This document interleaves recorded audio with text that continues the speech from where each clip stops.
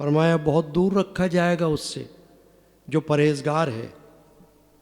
یہاں سے حضرت سیدنا صدیق اکبر رضی اللہ تعالی عنہ کو متقین میں شمار کیا گیا، یعنی تقوی والوں میں، اور آپ کو امام المتقین بھی کہا گیا، یعنی تقوی والوں کے پیشوا، اہل تقوی کے امام، امیر المؤمنین، امام المتقین سیدنا ابو بکر صدیق رضی اللہ تعالی عنہ۔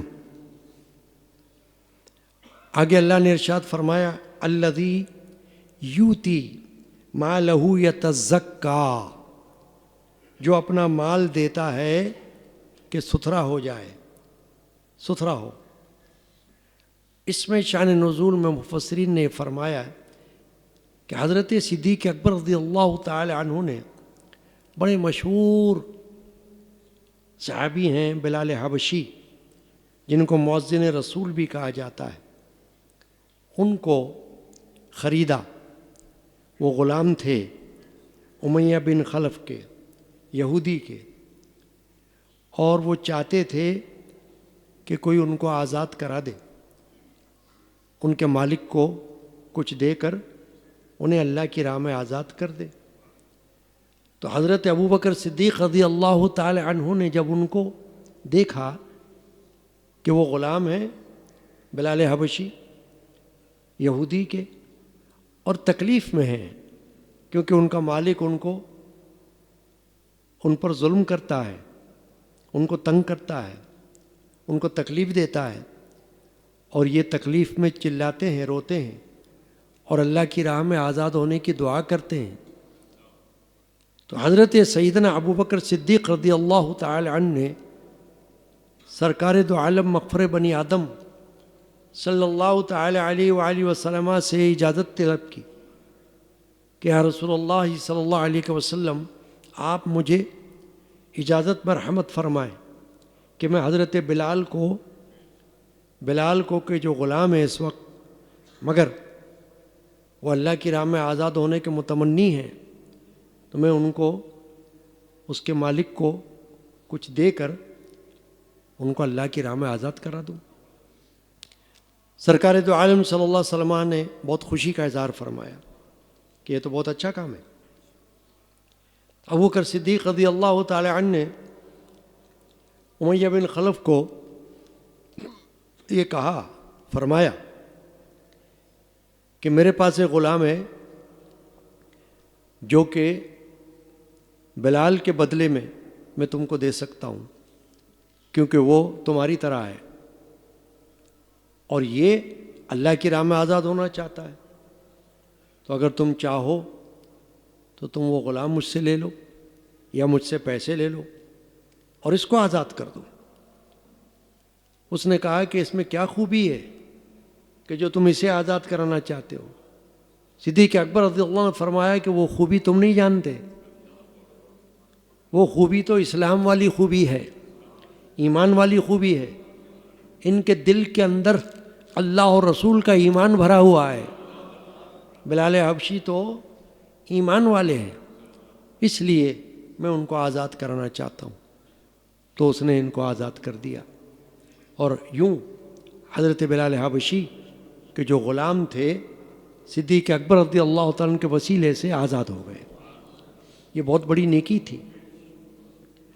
اور اسی طرح حضرت ابوبکر صدیق رضی اللہ تعالیٰ نے 7 غلاموں کو آزاد کیا، ان میں حضرت بلال حبشی یہ شامل ہے۔ چنانچہ بعض لوگوں نے جب یہ دیکھا کہ صدیق اکبر نے اپنا مال دے کر بلال کو آزاد کرایا، تو شاید انہوں نے یہ سمجھا کہ کوئی ان کے اوپر کوئی احسان ہوگا، یہ جو غلاموں کو انہوں نے آزاد کرایا۔ اور صدیق اکبر کے والد نے بھی جب دیکھا کہ یہ غلاموں کو آزاد کرتے ہیں تو کہا کہ ابو بکر، تم جو غلاموں کو آزاد کرتے ہو تو کیا ان کا تم پر کوئی احسان ہے جو تم ان کو آزاد کراتے ہو؟ صدیق اکبر نے فرمایا کہ نہیں، یہ تو اللہ کا مجھ پر احسان ہے کہ میں ان کو آزاد کراتا ہوں۔ سبحان اللہ بحمدہ۔ چنانچہ لوگوں نے یہ سمجھا کہ شاید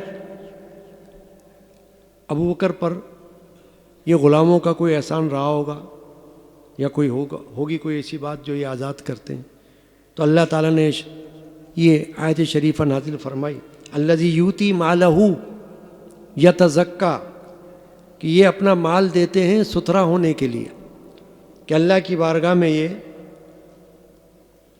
پاک ہو جائے۔ وما لأحد عنده من نعمت تجزا، اور کسی کا اس پر کچھ احسان نہیں جس کا بدلہ دیا جائے، یعنی ابو بکر پر کسی کا احسان نہیں کہ جس کا یہ بدلہ چکائیں، یہ تو صرف اللہ تعالیٰ کی رضا کے لیے ایسا کرتے ہیں۔ الا ابتغاء وجہ ربہ الاعلیٰ، فرمایا اللہ تعالیٰ نے کہ صرف اپنے رب کی رضا چاہتا ہے جو سب سے بلند ہے، اللہ سب سے بلند ہے، یہ اس کی رضا چاہنے کے لیے اللہ کی راہ میں غلاموں کو آزاد کرنے کی کوشش کرتے ہیں۔ تو یہ ان کی خوبی ہے دین اسلام میں۔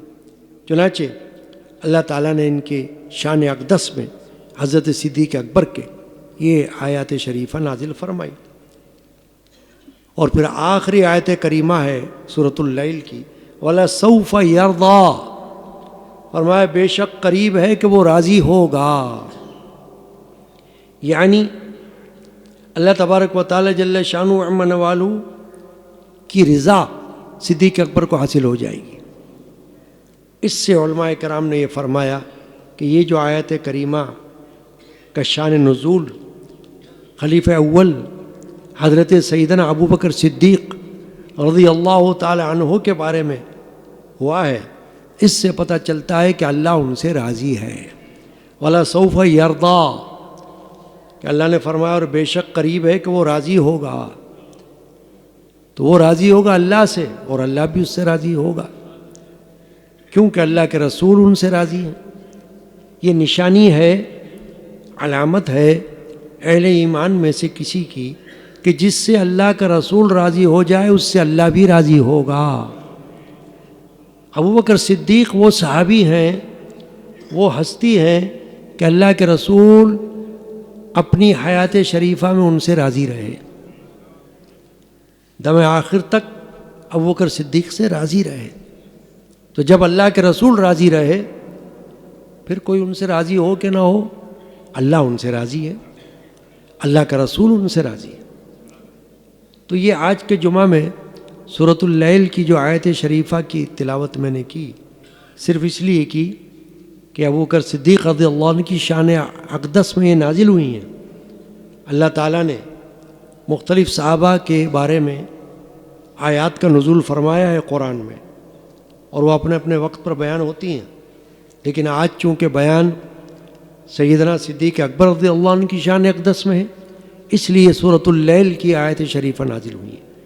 اور حضرت عبداللہ بن عباس رضی اللہ تعالی عنہ، ان کا یہ قول ہے کہ ابو بکر صدیق رضی اللہ تعالی عنہ امت میں سب سے بہتر ہستی ہیں انبیاء کرام کے بعد، اسی لیے کہا جاتا ہے کہ افضل البشر بعد الانبیاء بالتحقیق، کہ انبیاء کرام جتنے بھی ہیں ان سب کے بعد تمام لوگوں میں سب سے افضل حضرت سیدنا ابو بکر صدیق رضی اللہ تعالی عنہ ہے۔ خود اللہ کے رسول صلی اللہ علیہ وسلم نے بھی اسی طرح ارشاد فرمایا ہے۔ احادیث شریفہ ایک نہیں ہے، بہت سی ہیں، اور سیاہ ستہ یعنی حدیث کی 6 صحیح کتابوں میں وہ حدیثیں ہمیں ملتی ہیں جو حضرت سیدنا ابو بکر صدیق رضی اللہ تعالیٰ عنہ کی شان اقدس میں ہوئی ہیں۔ حضور اکرم صلی اللہ علیہ وسلم نے سیدنا صدیق اکبر رضی اللہ تعالیٰ عنہ کی شان میں جو کچھ ارشاد فرمایا ہے وہ حدیث ہے، اور وہ محدثین نے اپنے اپنی کتابوں میں اس کو ثابت رکھا ہے، حدیث کی کتابوں میں اس کو درج کیا ہے۔ تو وہ حدیثیں بہت سی ہیں جو ساری کے ساری اس وقت بیان بھی نہیں ہو سکتی وقت کی کمی کے باعث، لیکن چند احادیث شریفہ ہیں کہ جو سیدنا صدیق اکبر رضی اللہ تعالیٰ عنہ کی شان اقدس میں ہوئی ہیں، اور فضائل ہیں حضرت سیدنا صدیق اکبر رضی اللہ تعالیٰ عنہ کی۔ ایک فضیلت جو بہت بڑی فضیلت ہے صدیق اکبر کی، وہ یہ ہے کہ آپ سابقون الاولون میں سے صحابی ہیں۔ سابقون الاولون کا معنی یہ ہوتا ہے کہ وہ ہستی جس نے سب سے پہلے اللہ کی راہ میں دین اسلام کو قبول کیا۔ تو مردوں میں سب سے پہلے جس نے اللہ کے رسول کی دعوت پر دین اسلام کو قبول کیا وہ حضرت سیدنا صدیق اکبر رضی اللہ تعالیٰ عنہ ہے۔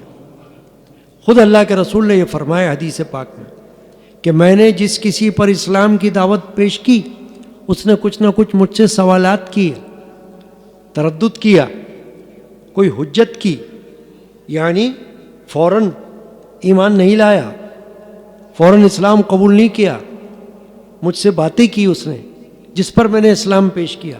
صدیق اکبر وہ ذات ہے کہ میں نے جب ان پر اسلام پیش کیا تو انہوں نے فوراً قبول کر لیا، یعنی آگے سے کوئی سوال نہیں کیا، پوچھا نہیں کیسا اسلام، کون سا اسلام، کیا ہے اسلام، نہیں، حضور نے دعوت دی اور انہوں نے لبیک کہہ دیا۔ تو مردوں میں سب سے پہلے اسلام لانے والے حضرت صدیق اکبر رضی اللہ تعالیٰ عنہ ہیں، اور بچوں میں سب سے پہلے اسلام لانے والے حضرت مولا کائنات سیدنا مولا علی مشکل کشا ہیں، اور خواتین میں سب سے پہلے اسلام لانے والی حضرت خدیجہ الکبریٰ ام المومنین ہیں۔ چنانچہ الگ الگ ہر ایک کے درجات ہیں۔ صدیق اکبر رضی اللہ تعالی عنہ کی شان یہ ہے کہ جب آپ نے اسلام قبول کر لیا تو آپ سرکار دو عالم صلی اللہ علیہ وسلم کے شانہ بشانہ چلتے رہے، قدم بقدم چلتے رہے۔ تمام غزوات جمع ہے غزوہ کی، غزوہ کہتے ہیں جہاد کو، وہ جہاد، وہ جنگ جس میں رسول اللہ صلی اللہ تعالی علیہ وآلہ وسلم نے خود قیادت فرمائی ہو اس کو غزوہ کہتے ہیں، یعنی خود شرکت کی ہو، حضور نے سپہ سالاری کی ہو، سالار ہوئے ہوں اللہ کے رسول صلی اللہ علیہ وسلم، اس کو کہتے ہیں غزوہ، اور جمع ہے غزوات۔ تو سیدنا صدیق اکبر رضی اللہ تعالی عنہ نے تمام غزوات میں شرکت فرمائی، تو اس لیے آپ کا درجہ ایک طرف تو صحابی کا ہے، ایک طرف مجاہد اسلام کا ہے۔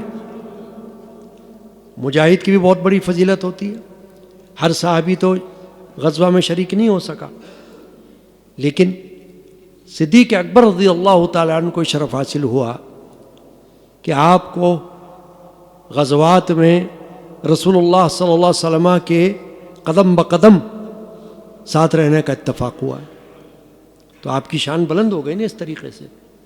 صحابی بھی ہوئے، اور ایسے صحابی ہوئے کہ قرآن مجید میں ان کے بارے میں صاحب کا لفظ اللہ نے نازل فرمایا، اذ یقول لصاحبہ، قرآن مجید کی آیت شریفہ ہے کہ جب رسول نے صلی اللہ علیہ وسلم نے اپنے صاحب سے کہا، صاحب یعنی ساتھی، اس سے علماء نے فرمایا کہ ابو بکر صدیق رضی اللہ عنہ کے صحابیت کا اعتراف اللہ تبارک و تعالیٰ نے قرآن مجید میں فرما دیا، تو ان کی صحابیت کا انکار کرنا کفر ہے، کیونکہ وہ قرآن کی روح سے صحابی ہیں اور جلیل القدر اور افضل صحابی ہیں، اکمل صحابی ہیں، اعلیٰ صحابی ہیں۔ سیدنا صدیق اکبر رضی اللہ تعالی عنہ کو تمام لوگوں میں افضل کہا جاتا ہے، علم میں بھی افضل کہا جاتا ہے، عالم الناس، اور عقل الناس، تمام لوگوں سے عقل میں بھی سب سے افضل کہا جاتا ہے، اور اجود الناس، تمام لوگوں میں سب سے زیادہ سخی بھی کہا جاتا ہے، سخاوت کرنے والے۔ ابھی آپ نے آیت شریفہ سن لی، الذی یؤتی مالہ یتزکا کہ اللہ نے فرمایا وہ اپنا مال دیتا ہے اللہ کی راہ میں کہ ستھرا ہو جائے. جب ابو بکر صدیق ایمان لائے اس وقت آپ مالدار تھے، آپ کے پاس درم یا دینار بہت تھے، اور آپ نے وہ ہزاروں دینار درہم اللہ کے رسول پر خرچ کر دیے، اللہ کی راہ میں خرچ کر دیے. رسول اللہ صلی اللہ علیہ وسلم کی ایک حدیث شریفہ ہے، مستند حدیث ہے، صحیح حدیث ہے، کہ حضور نے فرمایا کہ مجھ پر کسی کا کوئی بدلہ باقی نہیں ہے سوائے ابو بکر کے. میں نے سب کا بدلہ اتار دیا اگر کسی نے مجھ پر کوئی احسان کیا، اگر کسی نے مجھ کو کچھ کبھی دیا تو میں نے سب کا بدلہ چکا دیا ہے، صرف ابو بکر کا بدلہ میں نے نہیں چکایا کہ وہ باقی ہے. یہ شان ہے ابو بکر صدیق رضی اللہ تعالیٰ عنہ کی کہ رسول اللہ صلی اللہ علیہ وسلم اپنی زبان اقدس سے ان کی یہ تعریف فرمائے اور یہ فرمائے کہ ان کے احسان کا بدلہ میں نے نہیں اتارا ہے. حالانکہ اللہ کے رسول پر کون احسان کرے مگر حضور نے ان کے بارے میں یہ فرمایا. اسی طرح ایک مرتبہ ایک حدیث پاک ہے، حضرت ابو الدرداء ایک صحابی ہیں، وہ یہ روایت کرتے ہیں کہ میں ابو بکر کے آگے آگے چل رہا تھا چلتے ہوئے، تو رسول اللہ صلی اللہ علیہ وسلم نے دیکھ لیا کہ میں ابو بکر کے آگے چل رہا ہوں آگے، تو انہوں نے مجھے روکا. حضور نے سرکار دو عالم صلی اللہ علیہ وسلم نے فرمایا کہ تم اس سے آگے چل رہے ہو جو سب سے بہتر ہے. یہ حدیث کے الفاظ، تم اس سے آگے چل رہے ہو جو سب سے بہتر ہے، یعنی کہ ادب کرو اس کا، تم اس کے آگے مت چلو، تم اس کے پیچھے چلو. اور یہ فرمایا کہ وہ ہستی ہے ابو بکر کہ سورج ان سے بہتر کسی انسان پر نہ طلوع ہوا نہ غروب ہوا ہے، کہ کوئی ان سے بہتر نہیں. اس لیے ابو بکر رضی اللہ تعالیٰ عنہ کی فضیلت کو تمام اہل سنت والجماعت میں متفقہ طور پر مانا جاتا ہے. سنیوں میں ابو بکر صدیق کی فضیلت کو ماننا لازم ہے، جو نہ مانے وہ سنی نہیں ہو سکتا ہے، سنیت سے خارج کہلائے گا. سنیت کا جو اطلاق ہے اور وہ اس بات پر ہے کہ حضرت ابو بکر صدیق رضی اللہ تعالیٰ عنہ افضل البشر ہے، یعنی تمام انسانوں میں سب سے افضل ہے، سب سے بہتر ہے. اور رسول اللہ صلی اللہ علیہ وسلم کی جو حدیث شریفہ میں نے ابھی بتائی ہے ابو الدرداء رضی اللہ عنہ کے حوالے سے، اس سے یہ معلوم ہو گیا کہ حضور نے فرمایا کہ ابو الدرداء تم اس ہستی کے آگے چل رہے ہو جو ہستی سب سے بہتر ہے، یعنی عوام میں انسانوں میں سب سے بہتر ہے انبیاء کے بعد. یہ تھا مطلب سرکار دو عالم صلی اللہ علیہ وسلم کا. اس طرح کی کئی احادیث ہیں.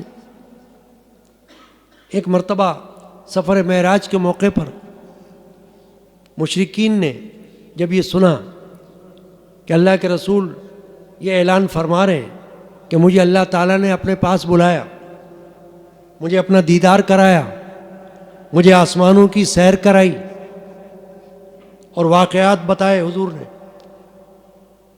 جنت و دوزخ کا جو مشاہدہ حضور کو اللہ نے کرایا وہ بتایا، تو مشرکین نے انکار کیا، کفار نے انکار کیا.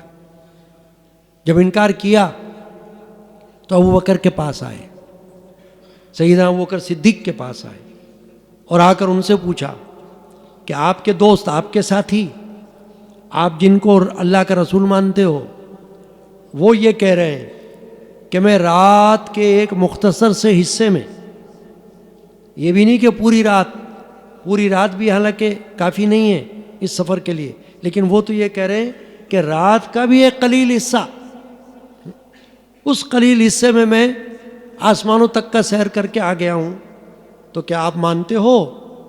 تو ابو بکر صدیق نے فوراً یہ فرمایا کہ میں مانتا ہوں،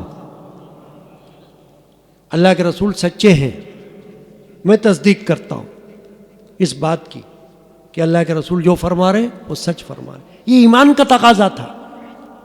ابو بکر صدیق رضی اللہ تعالیٰ عنہ کے ایمان کا یہ تقاضا تھا، اور پھر ہر مسلمان کے ایمان کا تقاضا ہے کہ جب اللہ کے رسول کچھ فرما دیں تو اس پہ آمنا صدقنا کہے، انکار کی گنجائش نہ ہو. رسول اللہ کا فرمان اللہ کا فرمان ہوتا ہے. اللہ کے فرمان میں اور رسول اللہ کے فرمان میں کوئی دوئی نہیں ہے. قرآن اس کی گواہی دیتا ہے کہ جو کچھ رسول فرما رہے ہیں وہ اللہ کے حکم سے فرما رہے ہیں. قرآن میں اللہ نے حضور کی شان یہ بیان فرمائی ہے وما ينطق عن الهوى ان هو الا وحی یوحیٰ کہ یہ رسول اپنی مرضی سے کچھ نہیں کہتا، یہ تو وہی کہتا ہے جو اللہ کی طرف سے وحی کی جاتی ہے، جو اللہ کی طرف سے حکم آتا ہے اسی کو یہ بیان کرتا ہے. چنانچہ اللہ کے رسول کے بارے میں جب یہ بات آئی، سفر معراج کی تصدیق کی، تو ابوبکر صدیق نے تصدیق کر لی. اسی بنا پر ان کا نام جو اصل میں ہے عبداللہ، اصل نام ہے ان کا عبداللہ، لیکن سرکار دو عالم صلی اللہ علیہ وسلم نے ان کو فرما دیا کہ تم صدیق ہو، تم سچے ہو، تم سچائی کی تصدیق کرنے والے ہو. یعنی میں نے جو کچھ کہا آپ نے اس کی تصدیق کی، کفار اور مشرکین پر اس کو سچ ثابت کیا، چنانچہ آج سے آپ صدیق ہو. تو یہ صدیق لقب ہے حضرت عبداللہ کا. ان کا نام عہد جاہلیت میں تھا عبد الکعبہ. عبد الکعبہ جاہلیت میں کعبے کا بندہ. سرکار دو عالم صلی اللہ علیہ وسلم نے یہ نام بدلا. اللہ کے رسول نے بہت سے نام تبدیل کیے ہیں. جب ناموں کا کہیں ذکر آتا ہے تو محدثین نے باب باندھا ہے کہ نام تبدیل کیے اللہ کے رسول نے. بہت سے نام جو غلط تھے، جو صحیح نہیں تھے، مشرکانہ نام تھے، وہ اللہ کے رسول نے بدل دیے اور پھر ان کو کوئی نیا نام دے دیا. تو ان کا نام تھا عبد الکعبہ، صدیق اکبر کا نام. تو اللہ کے رسول نے نام بدلا اور نام رکھ دیا عبداللہ، اللہ کا بندہ. عبد الکعبہ نہیں، عبداللہ، اللہ کا بندہ. اب جب سفر معراج کی انہوں نے تصدیق کر دی تو اللہ کے رسول نے ان کو فرمایا کہ آپ صدیق ہو. تو اب دیکھیں کہ ان کا نام عبداللہ تو ہے مگر مشہور کس لقب سے ہیں؟ صدیق، صدیق اکبر، بڑے سچے، یعنی سچائی میں بڑے. اکبر کہتے بڑے کو عربی زبان میں، اصغر معنی چھوٹا اور اکبر کا معنی بڑا. تو صدیق اکبر یعنی بڑا سچا. پھر ایک اور لقب ان کو اللہ کے رسول نے دیا ہے، وہ ہے عتیق. عتیق من النار یعنی آگ سے آزاد، آگ سے آزاد. یعنی یہ صدیق وہ ہے کہ اللہ تعالیٰ نے اس کو جہنم سے آزادی عطا کر دی ہے.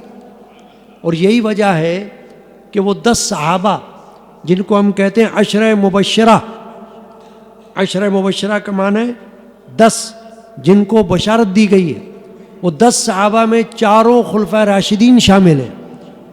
حضرت ابوبکر صدیق خلیفہ اول، خلیفہ بلا فصل، اور دوم حضرت سیدنا عمر بن خطاب، اور سوم سیدنا عثمان بن عفان، اور چہارم حضرت سیدنا علی بن ابی طالب.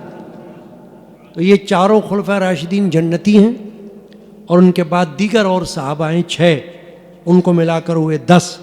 ان 10 کو کہا جاتا ہے عشرہ مبشرہ، جن کو رسول اللہ صلی اللہ علیہ وسلم نے ان کی زندگی میں بشارت دے دی کہ تم سب جنتی ہو. اب ان کے جنتی ہونے سے کوئی انکار قیامت تک نہیں کر سکتا. جو انکار کرے گا وہ کافر ہو جائے گا، کیونکہ اللہ کے رسول کا حکم نہ ماننا یہ کفر ہے. اللہ کے رسول کا حکم ماننا ایسا ہے جیسے اللہ کا حکم ماننا. تو اللہ کے رسول نے ان کو فرما دیا تم جنتی ہو. جب جنتی ہیں تو ان کے بارے میں کوئی ایسا نہیں کہہ سکتا جو کہ اس کے خلاف ہو، یا کوئی ان کے بارے میں برا کہنا یہ خود اس کے برا ہونے کی علامت ہوگی.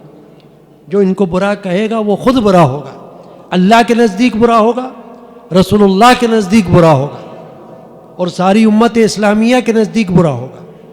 وجہ اس کی یہی ہے کہ قرآن اور حدیث دونوں سے سیدنا ابوبکر صدیق رضی اللہ عنہ کی فضیلت ثابت ہوتی ہے. صدیق اکبر رضی اللہ تعالی عنہ وہ ہیں کہ جنہوں نے ہجرت کے موقع پر رسول اللہ کی رفاقت اختیار کی. آپ کو معلوم ہے موقع اتنا نہیں ہے، وقت نہیں ہے، مختصر بات بتا رہا ہوں کہ جب ہجرت کا حکم ہوا مکہ شریف سے مدینہ کی طرف، تو اللہ کے رسول کے ساتھ ایک شخص تھا صرف، بس. صحابی تو کئی تھے مگر ایک شخص تھا جو حضور کے ساتھ تھا اور وہ صدیق اکبر تھے، ساتھ ساتھ تھے۔ حدیث میں یہ آتا ہے کہ آپ کبھی آگے چلتے تھے کبھی پیچھے۔ اب اللہ کے رسول سے آگے چلنا تو بے ادبی ہوتی ہے، مگر جب کوئی ایسا وقت ہو کہ مشکل وقت ہو تو اس وقت حکم بدل جاتا ہے۔ اب حکم تبدیل تھا تو صدیق اکبر کبھی آگے چل رہے تھے کبھی پیچھے چل رہے تھے۔ تو جب پوچھا گیا آپ سے تو آپ نے یہ عرض کیا اللہ کے رسول سے کہ یا رسول اللہ صلی اللہ علیہ وسلم مجھے خطرہ ہے کہ کہیں کفار پیچھے سے آپ کو نہ گھیر لیں، کبھی آگے سے آپ کو نہ گھیر لیں، تو میں کبھی پیچھے چلتا ہوں آپ کے کبھی آگے چلتا ہوں کہ اگر کچھ ہو تو میں آپ کے سامنے آ جاؤں، میں آپ کے دفاع میں آپ کے سامنے آ جاؤں یا رسول اللہ صلی اللہ علیہ وسلم۔ تو چنانچہ غار میں بھی جب آپ پہنچے ہیں اللہ کے رسول تو صدیق اکبر نے حضور کو روکا اور کہا یا رسول اللہ آپ مجھے اجازت دیں کہ پہلے میں غار کے اندر داخل ہوتا ہوں۔ اللہ کے رسول نے اجازت دے دی، صدیق اکبر پہلے داخل ہوئے اور غار کے اندر جو سوراخ تھے ان سب کو اپنے کپڑا چادر پھاڑ پھاڑ کر بند کیا، صرف ایک سوراخ رہ گیا، اس میں صدیق اکبر نے اپنا پیر رکھ دیا اور اللہ کے رسول کو اندر بلا لیا۔ رسول اللہ صلی اللہ علیہ وسلم اندر چلے گئے۔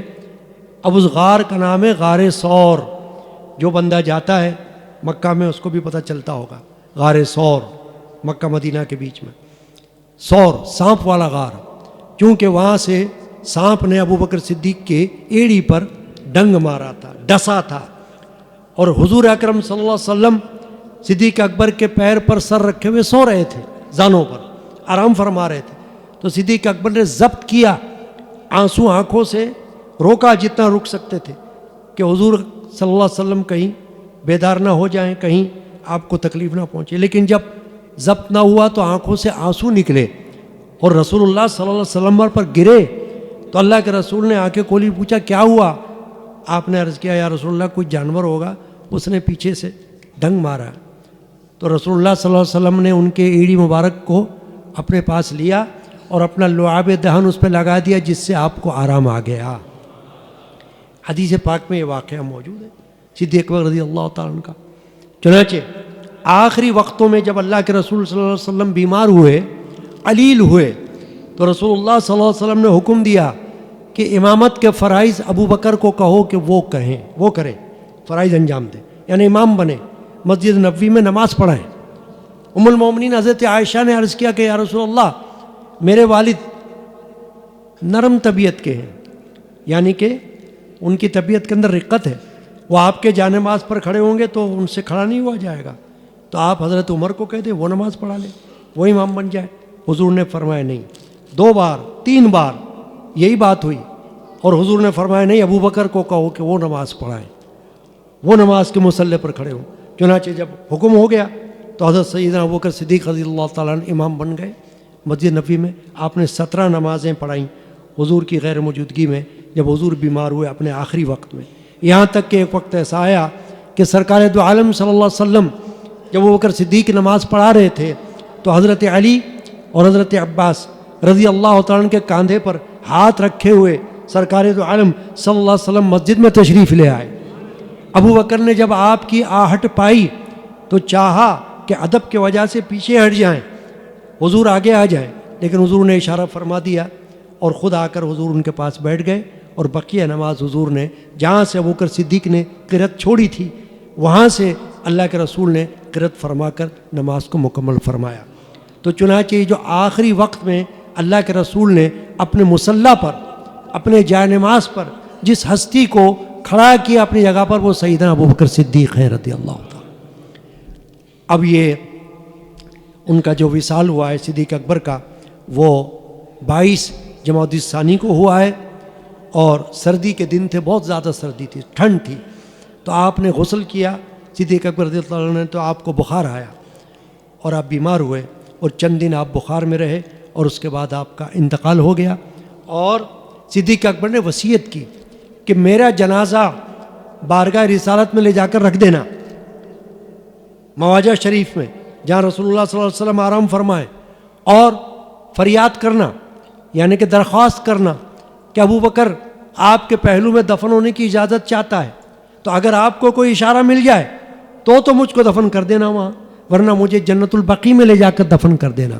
چنانچہ آپ کے وصیت کے مطابق آپ کے جنازے کو لے جا کر رسول اللہ صلی اللہ علیہ وسلم کے دروازے مبارکہ یعنی وہ جو مواجہ شریف ہے جہاں روضہ انور ہے حضور کا، وہاں لے جا کر رکھا گیا، اور یہی بات عرض کی گئی تو روضہ مبارک کا دروازہ کھل گیا اور آواز آئی کہ دوست کو دوست سے ملا دو، ضم الحبیب الی الحبیب، دوست کو دوست سے ملاؤ۔ چنانچہ ابوبکر صدیق کو وہاں پر دفن کر دیا گیا، اور حدیث پاک موجود ہے، اللہ کے رسول نے فرمایا ہے کہ قیامت میں جب میں اٹھوں گا تو میرے ساتھ ابوبکر صدیق بھی ہوں گے اور عمر فاروق بھی ہوں گے، یعنی پیشگوئی فرمائی اللہ کے رسول صلی اللہ علیہ وسلم نے۔ اللہ تبارک و تعالیٰ کی بے شمار رحمتیں ہوں سیدنا ابوبکر صدیق پر۔ میرے جد امجد حضرت مولانا الحاج الحافظ القاری الشاہ محمد غلام رسول قادری رحمۃ اللہ علیہ، جن کا مزار اقدس باہر موجود ہے، انہوں نے منقبت شریفہ لکھی ہوئی ہے، صرف 2 اشعار پڑھ کر ختم کرتا ہوں۔ بسم اللہ الرحمن الرحیم۔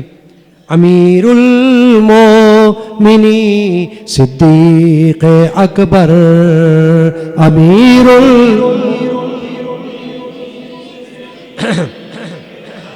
امام المتقین صدیق اکبر، امام المتقین، رسول اللہ کے اول خلیفہ تھے، پہلے جانشین صدیق اکبر تھے، پہلے جانشین۔ صحابہ میں بڑا رتبہ ہے ان کا، ہے ایک راز امین صدیق اکبر، ہے ایک راز امین۔ فنا فی العشق محبوب خدا تھے، فنا فی اللہ تھے صدیق اکبر تھے، فنا فی الرسول تھے صدیق اکبر۔ بہت سی مثالیں ان کی، اگر الگ سے موقع ہو تو پھر صدیق اکبر کی شان زیادہ واضح ہو، یہ تو وقت نہیں ہوتا اتنا۔ فنا فی العشق محبوب خدا تھے، وہ فخر عاشقین صدیق اکبر، وہ فخر عاشقین۔ ہے محتاج دعا ادنا تمہارا، غلام کم ترین صدیق، غلام کم ترین صدیق، امیر المومنین صدیق، امام المتقین صدیق، رضی اللہ تعالی عنہ وارضہ عنا۔ اللہ تعالیٰ بے شمار رحمت نازل فرمائے صدیق اکبر رضی اللہ تعالی عنہ پر۔ صلی اللہ تعالی علی محمد وعلی آلہ وصحبہ اجمعین برحمتک یا ارحم الراحمین۔